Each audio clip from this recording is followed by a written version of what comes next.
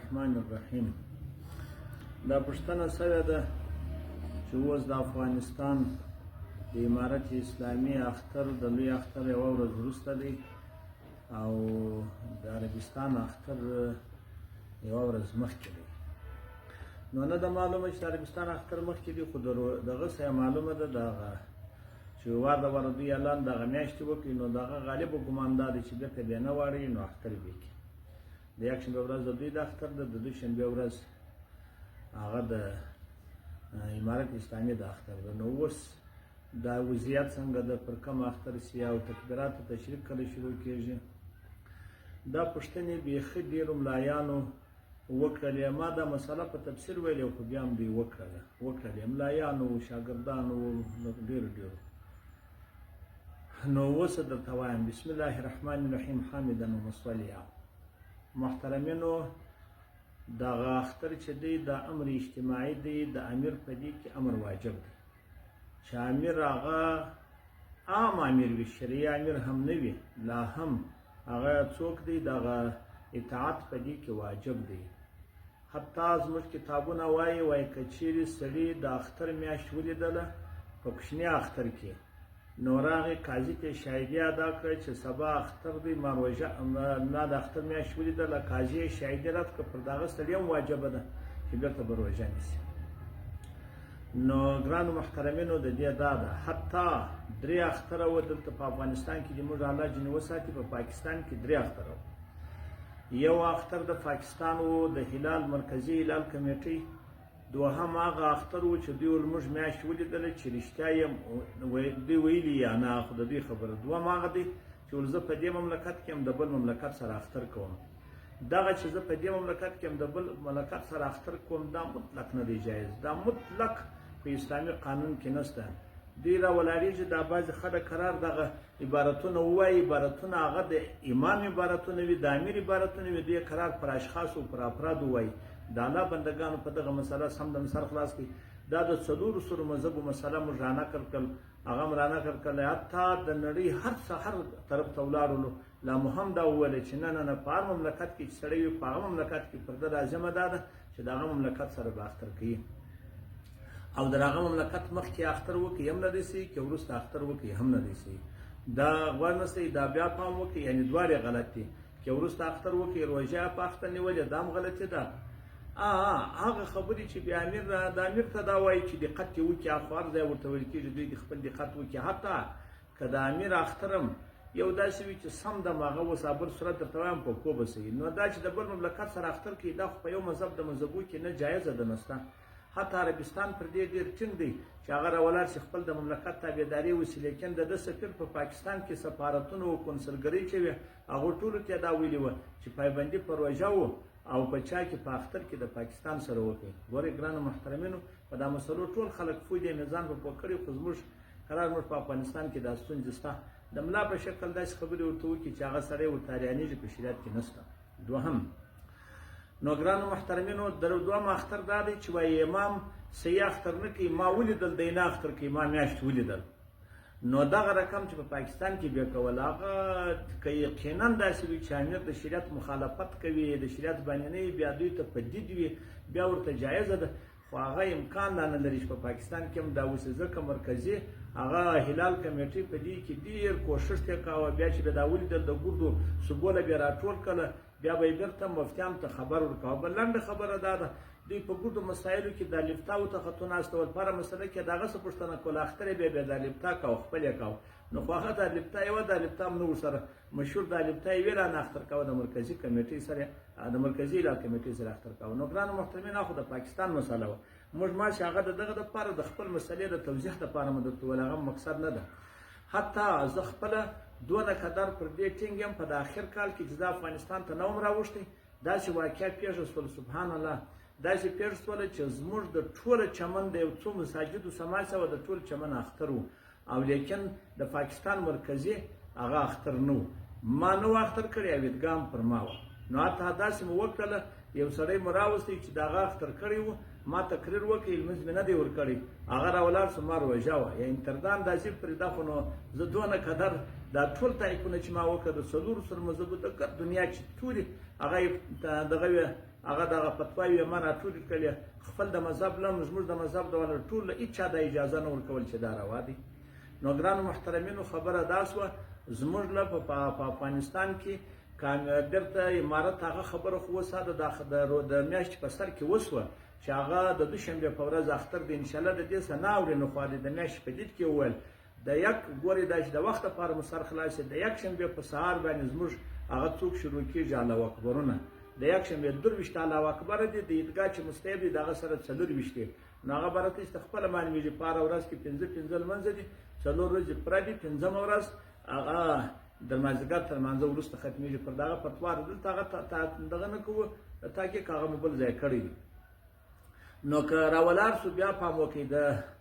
د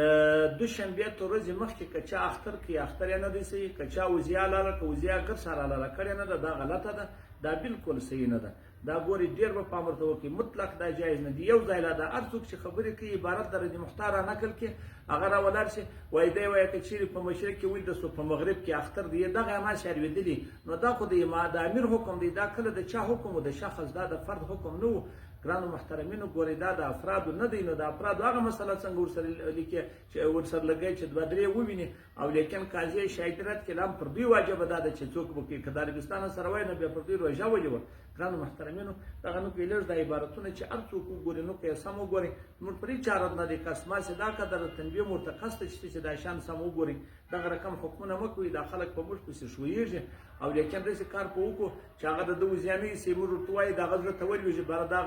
دا غارم زموږ باندې دا وزیان پر موږ ده. نو ګرانو محترمینو هر چا که وزیا لاله که مطلق دا وزیا نه ده صحیح مطلق دا پر لازمه دا ده خامخا حتمي دا ده چې په هر مملکت کې ودی او په هغه مملکت کې د هغه مملکت څوک وکړي تابعداري وکړي که د شریعت سره مخالف نه و زموږ له شکر الحمدلله امارت اسلامي د شریعت پایبند دی بیا په اخترو کې هېڅ ګټه نه ورته کوي دا سیاسي ګټه هم نه ده هېڅ شی نه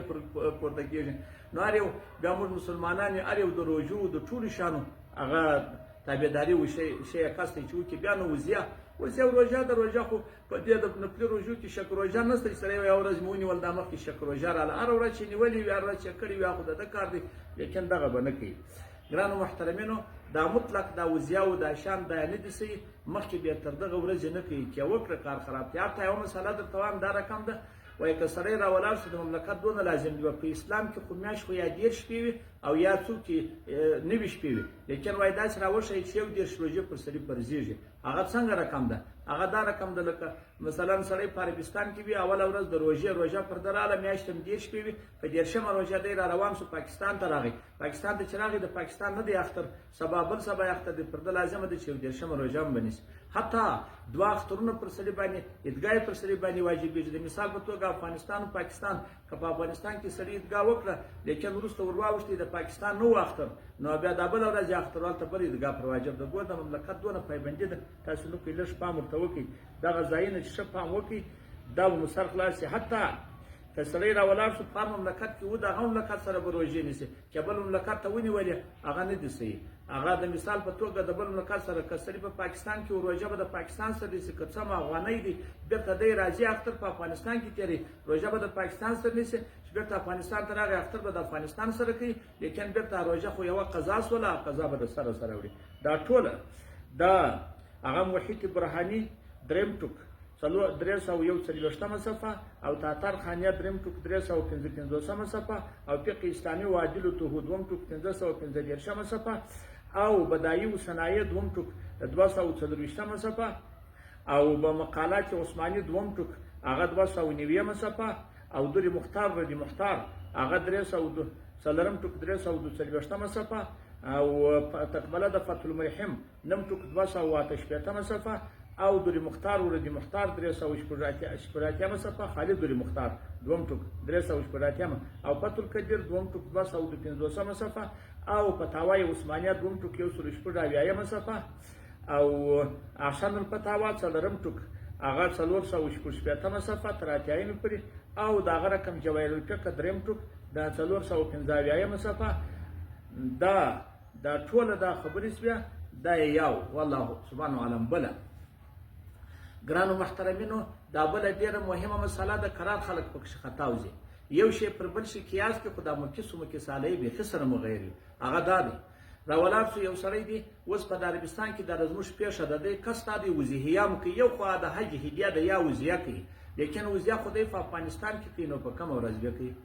ګرانو محترمینو یو سړی په پاکستان کې دی ته فرض کا پاکستان اختر زموږ تر اختر وروسته دی ته فرض کا دا پر ځوان په نور کلو کې اوس دا فرض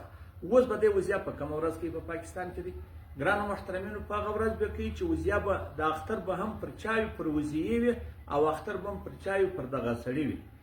او په بل تعبیر درته وایم اختر به هم پر موکل وي اختر به هم پر وکیل وي د مثال په توګه یو سړی اوس 60 کال په عربستان کې دی هغه راولاړ شو وزیه په افغانستان کې کوي نو د پرده باندې خو اختر یو ورځ مخکې دی په هغه ورځ په افغانستان کې حلالولی سي یا نو د وکیل اختر نه دی ګرانو محترمینو ګوره دا ډېره خطرناکه خبره ده او دومه خبره دا ده چې دغه دی چې بیا که راولاړ شو بیا داسې وکړي چې په پاکستان کې پر موکل اختر نه دی او دلته په افغانستان کې اختر دی حلالولی شي وکیل اختر دی یا نشي حلالولی ولې د موکل اختر خو سبب د وجوب دی که چیرې پر موکل اختر نه وي پر اصلي وزیه والا چې وزیه کوي که پر هغه اختر نه وي نو خو ګر سره وزیه صحیح نه ده دومه در هغه د وجوب مخکې ده دومه که چیرې پر وکیل نه وي نو خو پر وزیه بیا څوک رانغی اختر رانغی پر وزیه هم خام اختر غواړي ګرانو محترمینو دی په دغه کې اسې سړی په بازار کې وي باروي کې کس تاو چې دلته خو وزیه تر اختر مخکې نه حلالېږي تر عیدګاه دی کس تاو چې زه وزیه در عیدګاه مخکې حلاله کړم یا وزیه دې واسطې سارا ته باره دې حلاله کړي نو ګرانو محترمینو هلته خو پر وزیه و پر د دواړو اختر دی ګورم پر وزیه اختر دی خالي د بازار سره سارا ته وایسه د یوه مملکت خبره درته کوي د یوه مملکت داسې به یو ځای نه راغلی چې د یوه مملکت څخه بل مملکت ته وزیه ویسي اول کې حلاله کړي هغه راولاړ شو د هغه اختر مخکې ګرانو محترمینو هلته خو پر وزیه و پر دې پر دواړو اختر دی که پر دواړو اختر نه و مطلق نه دی جایز ګرانو محترمینو بل خبره لا هم ورسره کوي شیخ الاسلام وایي دا بل خبره دلام وکړي دا ټول علما هغه وایي داسې دي وکړي چې د اختر بم بیرته داسې وي چې پر دواړو به نه یې وتلی پر دواړو حتی که د موکل اختر ووتی چې فرض که خو مخکې دی نو هم به بیا وزیه نه حلالوي نو ښه خبره دا شوه که چیرې په داسې مملکت کې و چې موکل په یو مملکت کې وکیل په بل کې اختر سره جلا و نو وزیه 2 ورځې روا ده نور خو چې سړی په مملکت کې وزیه 3 ورځې ده دا 2 ورځې ده ولې یوه ورځ چې د اختر ورځ د اختر ورځ ده چې فرض که پر وزیه نه دی اختر لکه اوس سړی په عربستان کې دی وزیه په افغانستان کې حلالوي او وروسته چې بیا راولاړ کړه سو د ده 3مه ورځ وه د وکیل د وزیه 3مه ورځ وه نو خو هلته بیا د دغه څومه ده د موکل 4مه ورځ ده په هغه ورځ هم نه حلالېږي نو دواړه به دی ګرانو محترمینو په 4م ټوک فتاوی عثماني کې هغه په 102 صفحه کې دا رد کوي وایي د رحمیه څخه تسامح سوې ده دا خبره خطا ده هسې دا نور علماو چې لیکلې ده ډېرو هغه داسې لیکلي ده چې دا لکه ما چې درته وویل او د هغه رقم دا کتاب الفتاوی نوازل د هغه 18 ټوکه